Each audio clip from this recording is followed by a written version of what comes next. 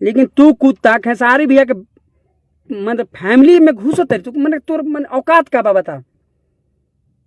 खेसारी भैया बोलते हैं उनको, और हम खेसारी भैया उनको बोलते हैं, तो उनकी बेटी हमारी भतीजी हुई, बेटी समान हुई। तो मान के चली कि अगर हमारा बेटी हमारा भतीजी के क्यों कुछ बोल रहा तो उनका बूटी बूटी काटना दे हम, चाहे कितनो भी सिल आदमी होकस आ गायक होकस, तो तनी गायक वाली बाबू तो ते हारमोनियम लेके बैठ आना तो स्टेज पे चल।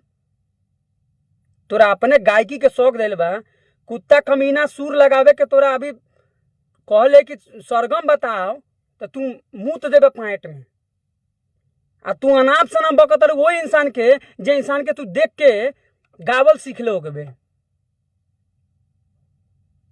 जे इंसान के तू देख के गावल सीख ले होगे वो इंसान के बारे में तू कुछ बोलता रही, आ तू स्टार हो जेबे, तोर नाम ना लेब हम काहे।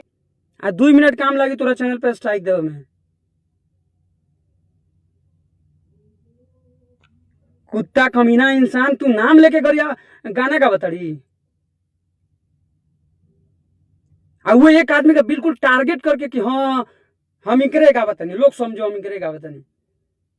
पिटाई दिल तभी मन ना माना रहे, जबकि तो पिटाइल करली केहू के गुस्सा में केहू के हाथ चल गल। अभी तो सामने मिल जेबे तो तोरा कहते तो ना मारे बा, मैं तो तोर मुंह फुला दे मारते मारते।